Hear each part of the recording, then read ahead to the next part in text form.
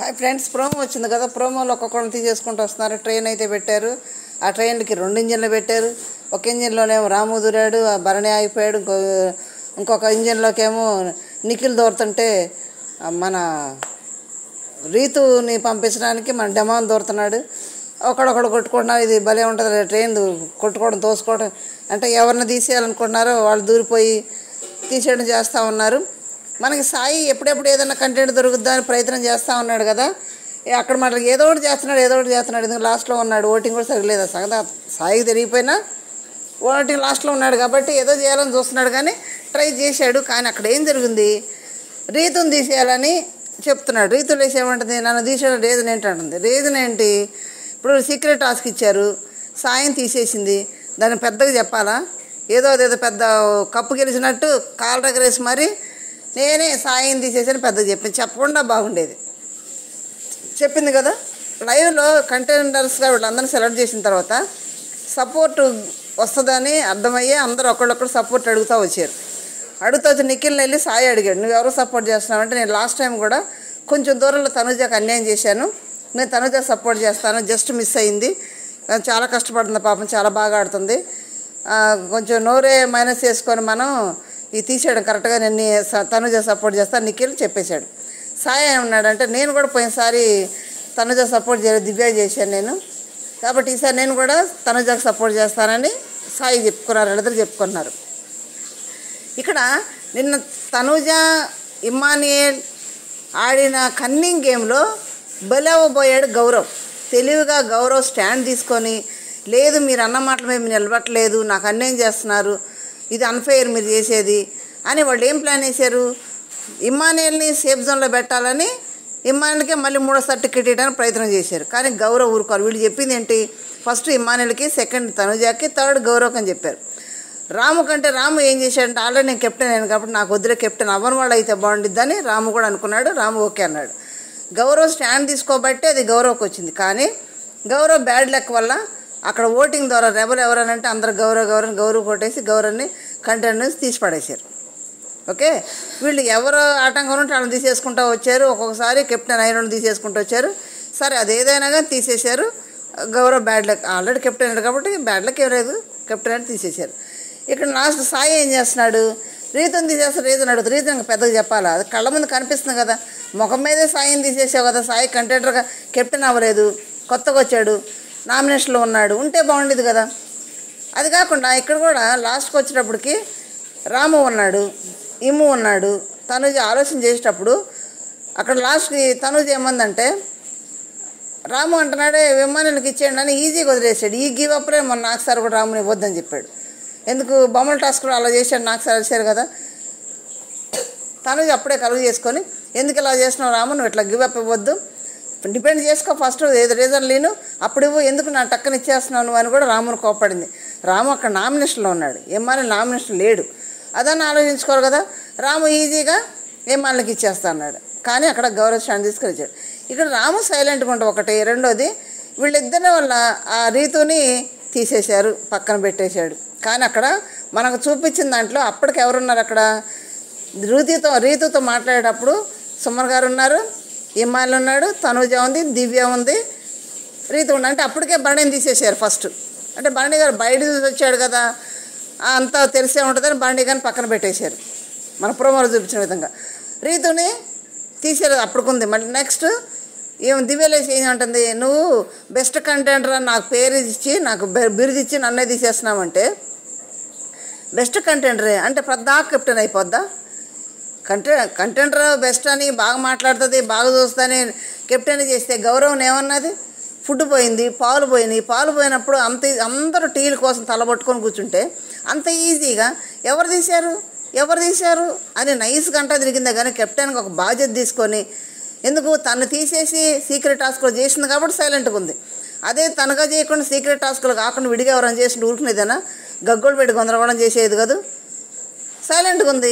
అక్కడ మరి ఫుడ్ మేనేజర్గా రీతు తప్పు ఉంది కదా, దాంట్లో దాన్ని ఎతకాలి, బిగ్ బాస్తో చెప్పాలి, ఏదో చేయాలి కదా. ఏం చేయకుండా సైలెంట్గా కూర్చుంటే సఫర్ అయ్యారు కదా. అందుకు గౌరవ్ అడిగింది అదే కదా.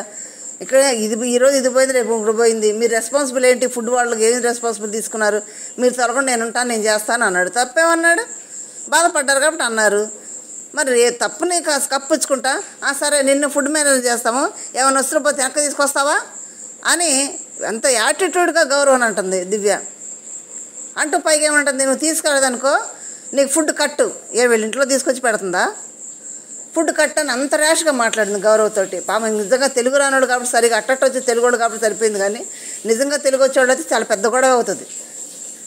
అసలు అంత యాటిట్యూడ్ తోటి అంతకుముందు కూడా మీరు వర్క్ సరిగ్గా చేయలేదనుకో మీ గుడ్లు తీసేస్తా, వేరే వాళ్ళకి ఇచ్చేస్తా. ఏంటది అంటే భరణి గారి ముందు మాట్లాడితే భరణి గారు సైలెంట్గా ఉన్నాడని మిగతా వాళ్ళందరి మీద కూడా అర్రబాబు జులుం చేసి సరిపోయిద్దా దివ్య?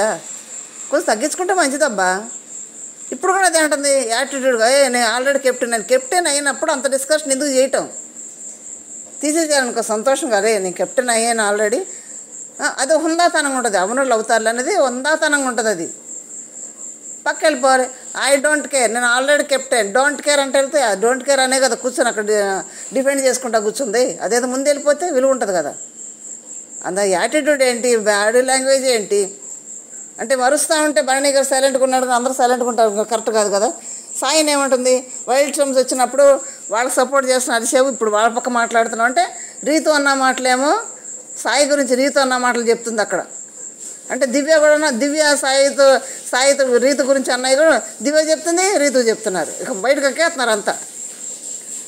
అట్లా చివరికి వచ్చేటప్పటికి లాస్ట్కి తనూజ ఇమ్మాళ్ళు మిగిలారంట. మిగిలితే అక్కడ ఎవరెక్కారో తెలుసా? అస్సలు తనూజ అంటే ఈసమంత కూడా పట్టలేదు దివ్యకి. ఎందుకంటే అందరూ వచ్చిన వాళ్ళందరూ కూడా నిన్న కూడా నిఖిల్ కూడా నామినేషన్ చేయమంటే తనూజకి బయట ఫాలోయింగ్ చాలా ఉంది, అందుకని తనూజ నామినేట్ చేస్తున్నాను. అప్పుడే తనూజ అంది, అది కాదు ఇక్కడ ఆట ఆడేదానికి చెయ్యి అన్నది. ఫాలోయింగ్ ఉంది అది పక్కన పెడితే ఒక పక్కన గేమ్లోకి వచ్చేటప్పటికి కెప్టెన్ అవడానికి ఫస్ట్ నుంచి ఆడుతూనే ఉంది. పోయినసారి జస్ట్ మిస్, అంతకుముందు మిస్. దానికోసం కూడా కొంచెం ఆలోచించాలి కదా, తోటి ఆడపిల్ల కదా దివ్య. ఇప్పుడు తనుజ వల్ల దివ్యకు నష్టమైంది. భరణితో ఉండు, తనేం కలవట్లేదు కదా.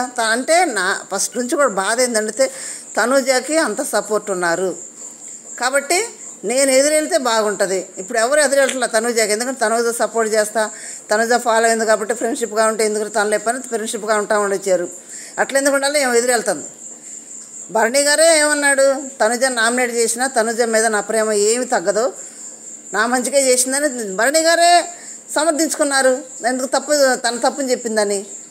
దానికి ఇక్కడ తనుజని నిజంగా అదే పర్సనల్ పగలా పెట్టుకుంది. ఏందో దివ్య పగ పెట్టుకొని లాస్ట్లో ఆ డ్రైవింగ్ సీట్లోకి దివ్య దూరేసి ఇమ్మానుయేల్ని కెప్టెన్ చేసి తనుజని తొలగించిందంట. నిజంగా తనుజని ఆపడం ఎవరి తరం కాదు. తనుజ వాళ్ళు ఇప్పుడు ఏమవుతుందంటే అమర్దీప్ కనుక నేను కెప్టెన్ అవ్వాలిరా అని ఏమి ఏడ్చాడో పాపం.